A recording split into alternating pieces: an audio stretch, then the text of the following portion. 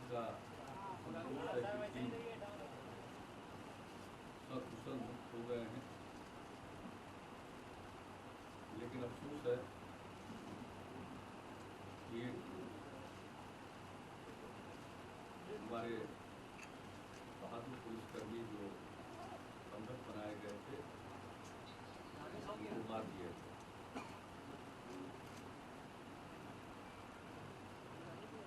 जो मुक्त हुए हैं वो सब लखीसराय से चलकर अपने अपने परिवार के पास पहुंचाए जा रहे हैं।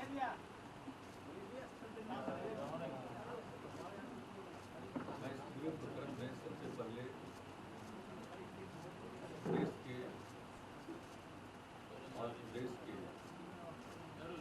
उन तमाम बुद्धिजीवियों के प्रति आभार प्रकट करना चाहता हूँ और उन्हें मैं धन्यवाद देता हूँ कि उन्होंने अपनी आवाज बुलंद की बंधकों की रिहाई के लिए। और मेरी अपनी मान्यता है कि उनके वक्तव्यों का एक बड़ा प्रभाव पड़ा। मैं बिहार के उन सभी राजनीतिक दलों का आभारी हूँ और उनको मैं धन्यवाद देता हूँ जो परसों सर्वदलीय बैठक में शामिल हुए थे और उन्होंने एक स्वर में बंधकों के रिहाई की अपील की थी, मारे गए पुलिसकर्मियों के प्रति संवेदना प्रकट की थी और जो सरकार की तरफ से बातचीत की पेशकश थी जिसकी मांग भी की जा रही थी, बिना शर्त बातचीत रुके रहे हैं, उन्हें बातचीत की पेशकश को ठुकरा दिया। लेकिन मेरी अपनी मान्यता है जो हम पिछले 8 दिनों से लगातार घटना के घटित होने के बाद से मैं स्वयं पूरी स्थिति पर नजर रख रहा था, इसका मैं अनुश्रवण भी कर रहा था। तो मेरी अपनी समझ है कि सर्वदलीय बैठक के बाद जो अपील जारी की गई उसका भी प्रभाव पैदा हुआ। और इसके अलावे मैं पुलिस प्रशासन को भी धन्यवाद दूंगा कि उनके साथी मारे गए, बंधक बनाने के बाद मार दिए गए और उन्होंने अपना धैर्य तथा संयम नहीं तोड़ा और सब प्रकार की इसके बाद की कार्रवाइयों में शामिल हो गए। इसके अलावे बड़े पैमाने पर उस इलाके में पुलिस बलों के द्वारा जो भी खोज अभियान किया गया तो आज लोग रुके हैं। मैं उनके परिवार वालों को भी शुभकामनाएं देता हूं। ये सभी जो 4 हमारे पुलिसकर्मी बंधक बनाए गए थे उन सबों के परिजनों से हमने मुलाकात की थी और सबको जहां तक संभव था हमने ढाढ़स बनाने की कोशिश की। और जब शहीद बेटे के परिवार के लोग आए थे और हमसे मिलकर गए थे, उसके बाद ही कुछ समय के बाद ये खबर आई कि उनका शरीर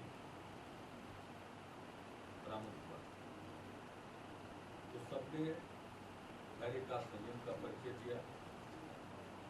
मैं संपूर्ण मीडिया का भी आभारी हूँ जिन्होंने स्वाभाविक तौर पर इस घटना को न सिर्फ कवर किया बल्कि सब लोग, जिसको मालूम है, अपने अपने ढंग से, जहाँ एक तरफ वो खबरों को कवर कर रहे थे, वहीं अपने ढंग से वे भी बंधकों को रिहा कर देने का आग्रह भी करते हैं। और वे लोग जो अपने स्तर से काम कर रहे थे, उन सब चीज़ों का भी एक प्रभाव पैदा हुआ। तो आज वो रिहा हुए हैं और जो कथित तौर पर जो उनके प्रवक्ता हैं, जिनकी बात बार बार असत्य साबित हुई, उन्हीं के द्वारा हमारे निवास पर जो फोन उठाते हैं, उनको भी फोन करके कहा गया था। लेकिन हम सब लोगों ने इसके लिए जो भी जरूरी कदम उठाने थे वो उठाए और बिना विचलित हुए पूरे धैर्य के साथ इस काम को किया। और जो हमारे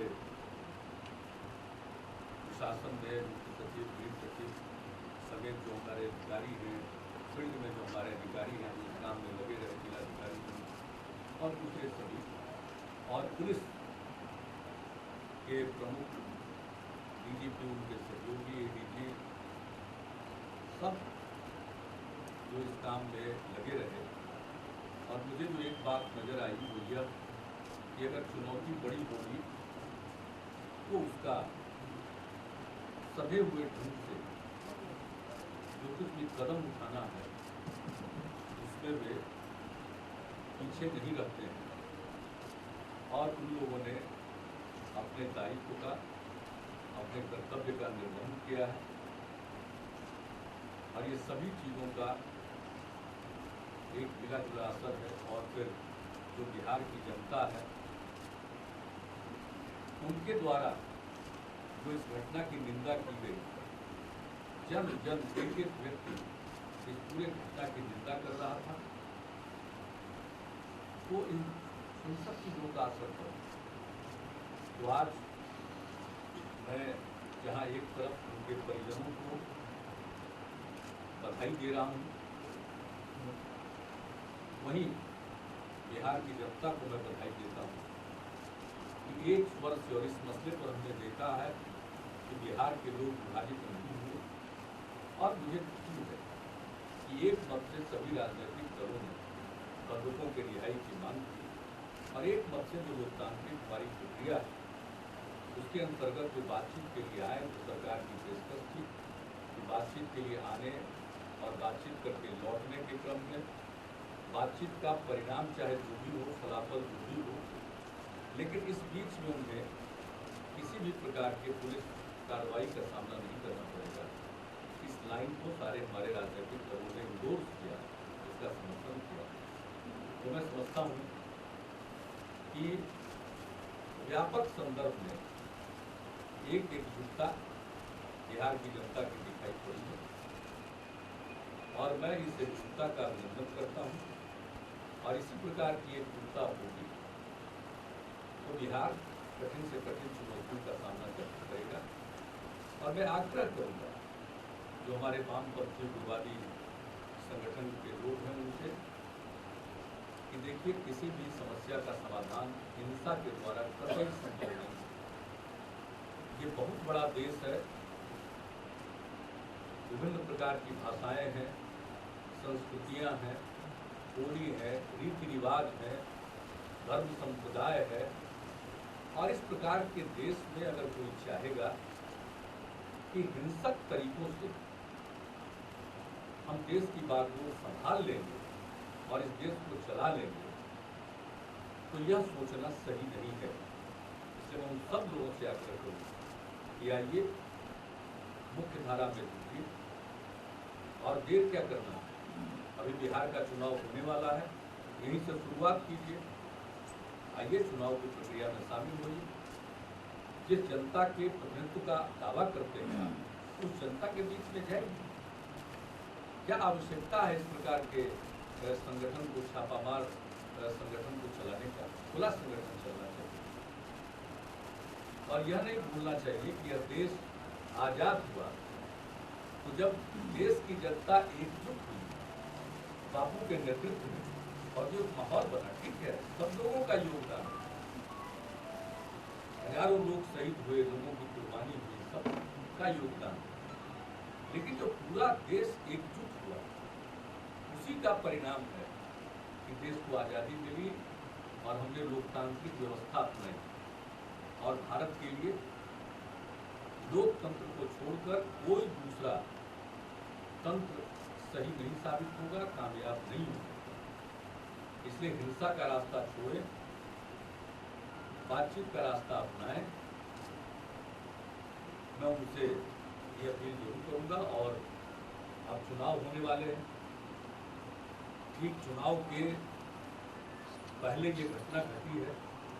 आप सबको मालूम है कि अब 1-2 दिन के अंदर चुनाव की घोषणा होने वाली है, और जब चुनाव के तारीखों की घोषणा हो जाती है तो आदर्श आचार संहिता लग जाती है। वो जो राजनीतिक कार्यपालिका है उनका रोल बहुत सीमित हो जाता है। और ये घटना घटी है, मैं ये मानकर नहीं चलता हूँ कि ये आखिरी घटना है। संभव है और भी कुछ हो जाए, तो इसके लिए तो सब लोगों को तैयार रहना होगा। सिर्फ पुलिस बल के लोगों को नहीं, सबको तैयार रखना और रहना होगा। केंद्र को भी इसको ध्यान में रखना चाहिए। और चुनाव आयोग से हम अपील करेंगे कि चुनाव होने वाले हैं और चुनाव भय मुक्त वातावरण में होना चाहिए, स्वतंत्र और निष्पक्ष होना चाहिए। इसलिए मेरा सुझाव है कि 100% मतदान केंद्रों पर केंद्रीय बल तैनात किए जाएं, क्योंकि जो घटना घटी है मुझको नहीं लगता है कि वो चुप बैठेंगे। तो ऐसी परिस्थिति में बिहार के अंदर जो पुलिस बल के लोग हैं उनको बहुत सारी चीज़ों पर नजर रखनी पड़ेगी, देखना पड़ेगा। और फिर अन्य प्रकार के भी कानून और व्यवस्था की समस्याएं आए दिन खड़ी होती है, उसको देखना पड़ेगा। और फिर समाज में भय मुक्त वातावरण बनाना पड़ेगा। तो ऐसी स्थिति में केंद्रीय बल की जरूरत है। और मैं विनम्र आग्रह करूंगा, बल्कि यह मेरी मांग है कि 100% मतदान केंद्रों पर केंद्रीय बल तैनात किए जाए, क्योंकि अगर 50% और 60% की तैनाती की बात होगी तो किसी न किसी व्यक्ति को तय करना पड़ेगा कि हम किन मतदान केंद्रों पर केंद्रीय बल दें और किन मतदान केंद्रों पर केंद्रीय बल न दें। इस प्रकार का डिस्क्रिप्शन किसी भी अधिकारी के हाथ में नहीं होगा, चाहे वो राज्य सरकार का अधिकारी हो या चुनाव आयोग का अधिकारी हो, किसी के हाथ में इस प्रकार का डिस्क्रिप्शन नहीं छोड़ना चाहिए। और बिहार के मौजूदा हालात, क्योंकि चुनाव के ऐन वक्त पर यह घटना घटी है, इसको नजरअंदाज नहीं करना चाहिए। और घटनाएं नहीं होंगी इसके बारे में कोई गारंटी नहीं दे सकता।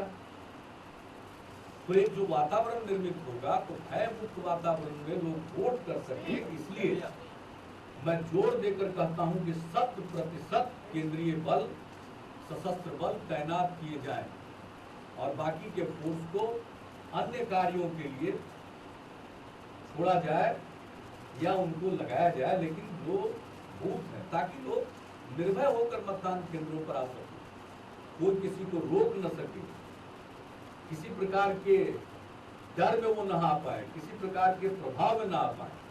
और अगर 100% नहीं होगा तो जैसा हमने कहा, कोई तो तय करेगा, वो तय करने वाला कोई हो। हम लोगों का तो रोल सिमट जाता है जिस दिन चुनाव के तारीखों की घोषणा होगी।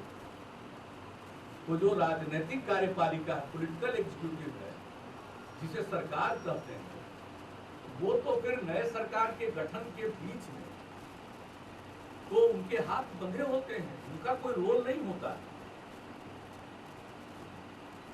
लेकिन आरोप लगाने वाले आरोप लगा देंगे कि भाई बूथ के तैनाती में बूथ पर सशस्त्र बलों की तैनाती में भेदभाव हो रहा। इसलिए मैं कहता हूँ किसी पर मत छोड़ो, चाहे वो हमारे राज्य के अधिकारी हों, चाहे वो चुनाव आयोग के अधिकारी हों, किसी के हाथ में डिस्क्रिप्शन नहीं होना चाहिए और न चुनाव आयोग के द्वारा कोई विशेष तौर पर मुकर्रर अधिकारी के हाथ में होना चाहिए। 100% होना चाहिए ताकि किसी को शिकायत का मौका न मिले, किसी को शिकायत का मौका न मिले। और एक बात और याद रखना चाहिए, अगर चुनाव में किसी को रोका जाएगा वोट डालने से, तो इसकी भी एक प्रतिक्रिया पैदा होगी। भले ही कमजोर आदमी उस समय कोई प्रतिक्रिया व्यक्त नहीं करता, लेकिन उसके मन पर असर पड़ जाता है। इसलिए मैं विनम्र आग्रह करूंगा और मांग भी करूंगा कि चुनाव के बारे में निर्णय लेने के वक्त, क्योंकि अभी तक चुनाव की तारीख की घोषणा नहीं हुई है, मैं उसके पहले आग्रह करूंगा कि यह डिस्क्रिप्शन किसी के हाथ में नहीं छोड़ा जाना चाहिए और 100% मतदान केंद्रों पर तैनाती हो। इसके लिए जितने पुलिस बल की जरूरत है उतना पुलिस बल उपलब्ध कराया जाए, क्योंकि देश में सिर्फ एक राज्य में चुनाव है और इस चुनाव को ठीक ढंग से कंडक्ट कराना सिर्फ राज्य सरकार की चुनौती नहीं है, चुनाव आयोग के सामने चुनौती है और केंद्र सरकार जहां कोई चुनाव नहीं हो रहा उनके लिए भी चुनौती है कि लोकतांत्रिक प्रक्रिया ठीक ढंग से पूरी की जाए। मैं खाना पूरी की बात नहीं करता हूं, अनेक जगहों पर अनेक बार चुनाव हुए हैं जो खाना पूरी थे। ये बिहार जैसा जागृत प्रदेश है, इसमें खाना पूरी नहीं बल्कि पूरे तौर पर निष्पक्ष और स्वतंत्र चुनाव की मांग है कि 100% होना चाहिए और चुनाव के निष्पक्ष ढंग से संचालन के लिए, भय मुक्त वातावरण में चुनाव के लिए अनेक हेलीकॉप्टर भी जरूरत के मुताबिक प्रदान किए जाएं ताकि वो एरियल सर्विलेंस रख सके। और आपको मैं बता दूं कि ये सारी मांग जो मैं कर रहा हूं इसका खर्च राज्य सरकार को उठाना है।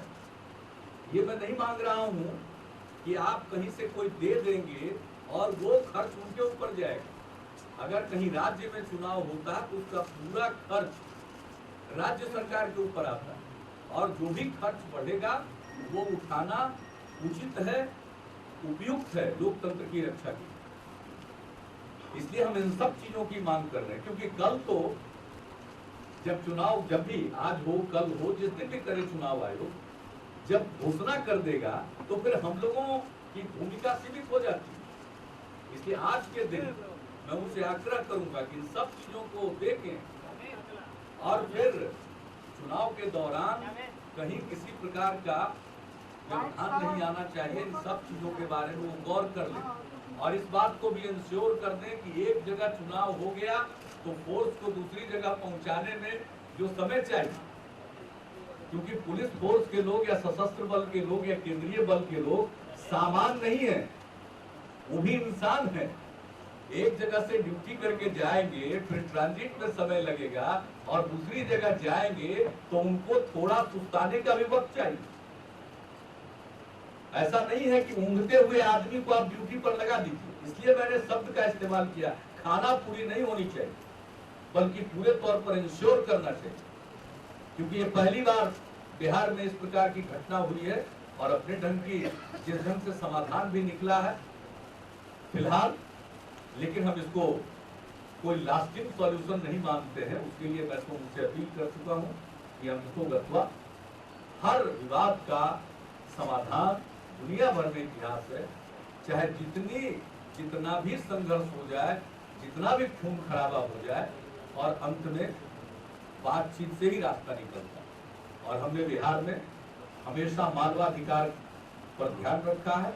जो पकड़े जाते हैं उनको न तो बेइज्जत किया जाता है न उनको मारा जाता है।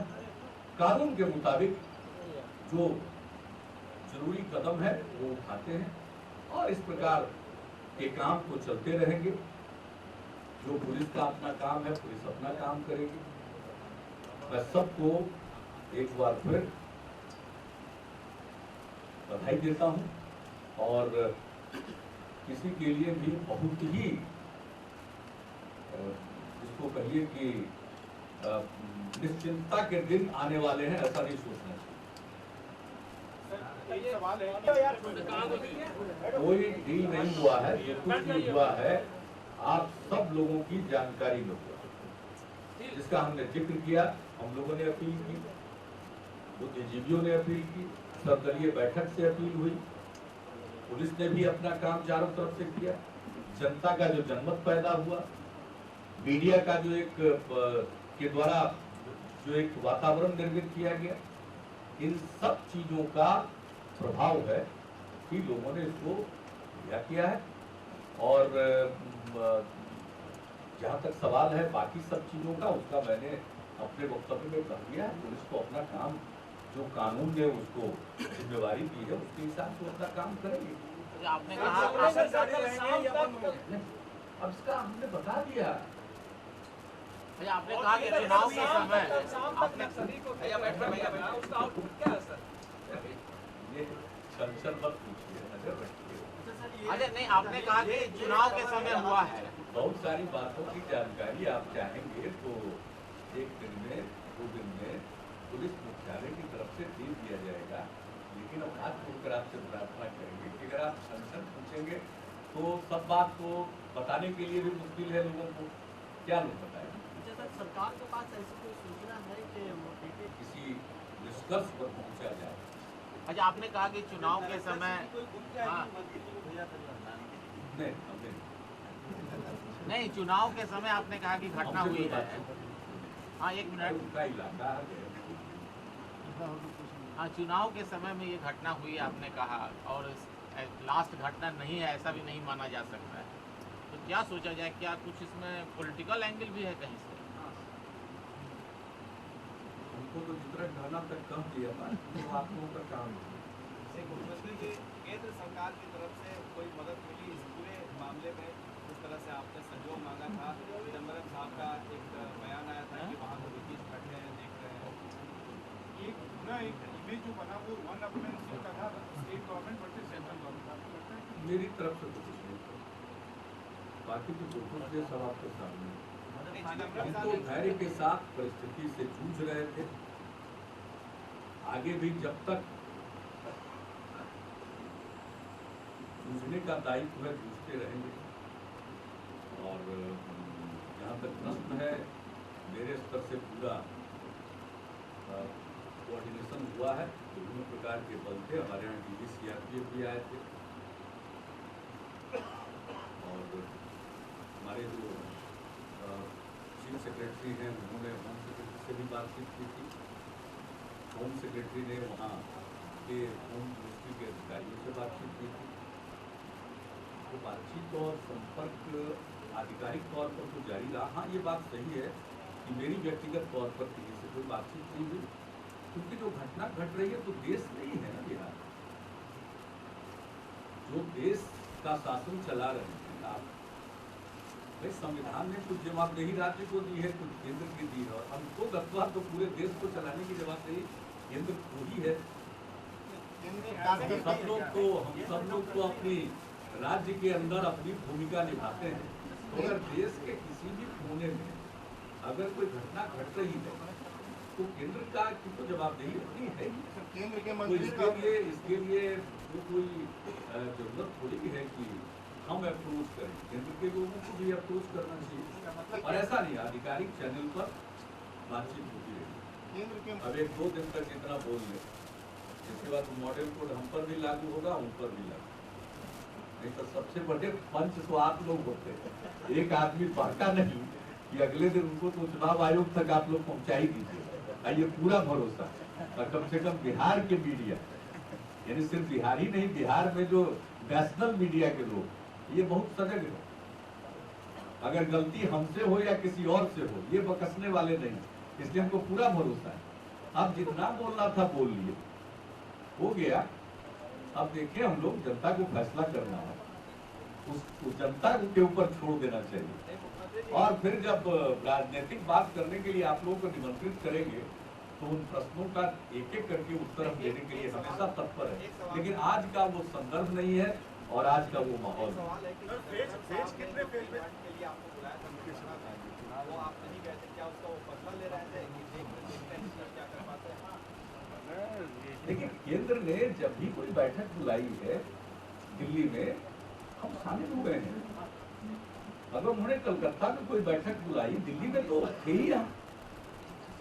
अब उस समय हमको कहीं और जाना था, हमने एडवांस में उनको सूचना दे दी, हमने पहले ही बता दिया, और अधिकारी तो हमारे गए थे। लेकिन अब चलिए, जो बात हम कहते रहे कि ये हमारे समाज के अंग हैं, तो प्रधानमंत्री जी भी कहे हैं, और हमने कहा कि डबल प्रॉन्ग्ड स्ट्रेटजी अपनानी चाहिए, तो फिर कांग्रेस के भी बहुत नेताओं ने कहा। अब उन बातों को छोड़िए, अब जो उसको कहिए कि अंत भला तो सब भला। और अब चलिए, चुनाव आयोग पंच रहेगा और एक पंच आप लोग रहिएगा, और असली पंच जनता है जो फैसला करेगी किसी के पक्ष में। अब हम लोग चले उसको। अगर आप मुझको इस बात के लिए बधाई दे रहे हैं तो मैं आपको धन्यवाद देता हूँ। मैंने सबको बधाई दी है, तो आपका भी फर्ज बनता है, आपने भी निभा दिया, इसके लिए मैं सचमुच आपका एहसान। कितने चरणों में आप चाहेंगे चुनाव होने चाहिए? नहीं, हम तो चुनाव आयोग पक्का समझ ले। मेरा तो कहना है जितने चरण में भी कराइए, लेकिन 100% मतदान केंद्र को केंद्रीय बल से कवर कीजिए, और कारण भी हमने गिना दिया। हम तो यही चाहेंगे, चाहे जितने चरण में करना पड़े। और ये भी हमने कहा कि गैप इतना रखिए कि एक जगह का फोर्स दूसरी जगह पहुंच जाए। मैंने इसलिए जानबूझकर कहा कि वो सामान नहीं है, ह्यूमन मूवमेंट है, गुड्स मूवमेंट नहीं है।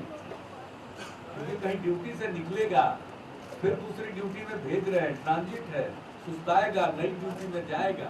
इन बातों का ख्याल जरूर रखना चाहिए। मंत्री जी, चुनाव में हिंसा की आशंका आप भाप रहे हैं। अरे हम तो सब बात इतना भूल गए, सारा रामायण सब